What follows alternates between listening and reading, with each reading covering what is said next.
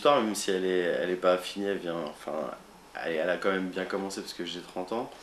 Mais j'ai commencé donc à Livry, ça fait 26 ans que je fais du hand. Donc j'ai joué 20 ans à Livry, mon club de formation et là où j'ai toujours vécu. Ensuite je suis parti à Tremblay où j'ai connu mes premières sélections en équipe de France qui font partie des grands moments de ma vie. J'en avais vécu de bons avec... quand on est jeune, c'est différent parce qu'on vit vraiment des moments avec ses potes. Après c'est un peu plus le travail, même si on prend toujours du plaisir et qu'on a la chance de faire du sport et de bien gagner sa vie. Même si au début c'est un petit peu compliqué parce que ça dépend des joueurs. Après quand on arrive à percer, c'est beaucoup plus facile. Mais donc ouais, voilà, maintenant Tremblay. Ça fait 4 ans, donc on a goûté à la Coupe d'Europe. Là, on a fait notre premier match en Coupe d'Europe. On est passé au premier tour. Et puis on va voir ce que ça va donner. Donc voilà, après l'équipe de France, un titre de champion du monde. Quelque chose de qu'on peut même pas décrire parce que la sensation, ce qu'on ressent, même si j'ai pas beaucoup joué, parce que malheureusement j'ai connu une blessure, donc j'ai pas pu beaucoup participer. Mais jouer devant 16 000 personnes dans un pays qui vit pour le hand, qui est la Croatie, où c'est des mentalités complètement différentes, qui vivent pour leur sport. Donc c'est tout un peuple qui est contre un pays et c'est des moments intenses, énormes. Et ça c'est ce que je souhaite vraiment à tout le monde. Après les jeunes on les fait rêver, ça c'est sûr. Mais faut vraiment donner beaucoup pour en arriver là.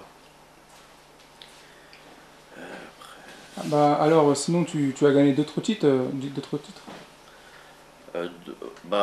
C'est un peu mon seul titre parce que c'est champion du monde. Après, on avait pris un an avant, j'ai remplacé un joueur qui s'était blessé et on a pris une médaille de bronze au championnat d'Europe en Norvège.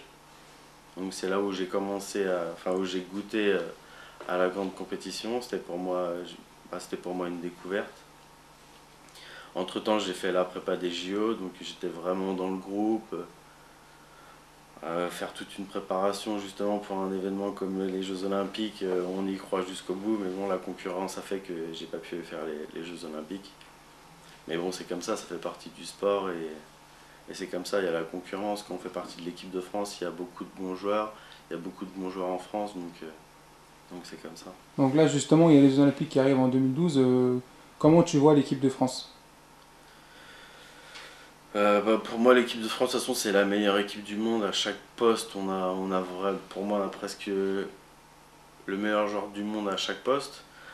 Donc si ça continue comme ça, malgré qu'il y a toujours, c'est le niveau international, donc il y a beaucoup de bons joueurs dans chaque équipe. De toute façon, c'est toujours les mêmes qu'on retrouve, c'est l'Espagne, c'est les Croates, mais on peut rester confiant parce qu'on a vraiment un groupe, on peut dire phénoménal, parce qu'il y a vraiment des joueurs énormes.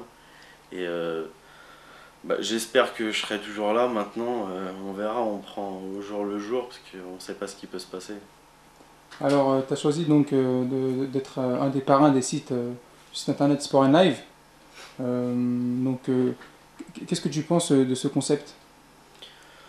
Pour moi, c'est un bon concept, vraiment. Je viens de le découvrir après, c'est tout récent, donc j'ai peut-être pas tout retenu, mais je pense que pour les jeunes, pour les aider, parce qu'il y a beaucoup de jeunes qu'on fait rêver, qui ont envie de percer, qui aimeraient justement faire ce que nous on fait, on est des exemples pour eux. Mais même si à côté, je pense que le sport, c'est plus un plaisir qu'un métier. Donc à la base, il faut le faire comme un plaisir. Si après, on peut justement y arriver et percer, je le souhaite à tout le monde.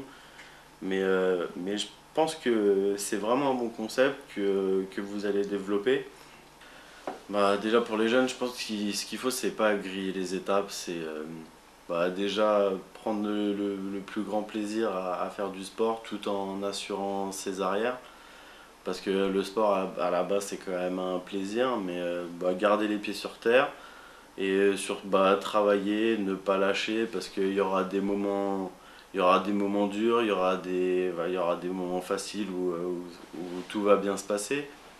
Mais le plus important, c'est vraiment de prendre du plaisir et je souhaite à tout le monde de vivre ce que moi je vis parce que c'est vraiment quelque chose d'énorme et je sais la chance que j'ai justement de vivre de mon sport. Mais avant toute chose, c'est pas arriver comme ça sur un plateau et il faut vraiment s'en donner les moyens. Alors tu parles de moments difficiles, donc est-ce que tu pourrais nous donner des exemples précis et justement quelle action t'as mené pour réussir à surpasser tout ça? Ouais, bah, déjà il y a les blessures pour les sportifs, c'est jamais évident. Donc comme je disais, j'ai été champion du monde, mais je me suis blessé en début de compétition à un entraînement, donc j'ai pas participé aux 3-4 premiers matchs, donc j'étais pas vraiment dans la compétition. Donc la blessure fait partie du sport, et donc on fait un métier où ça peut vite tourner du jour au lendemain. Donc il faut assurer ses arrières au plus vite, comme ça on pourra vivre pleinement sa passion, tout en ayant quelque chose derrière. Donc le hand en fait est aujourd'hui un sport connu en France, mais on souhaiterait savoir justement si tu peux en vivre aujourd'hui ou si un sportif qui évolue en division 1 peut en vivre.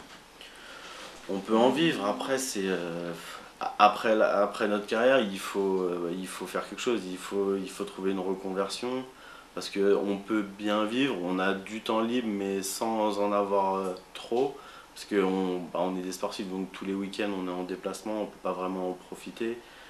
Donc oui, oui on peut en vivre, mais faut penser à l'avenir, et on n'est pas à l'abri d'une blessure, donc il faut assurer ses arrières avant toute chose. Et puis voilà.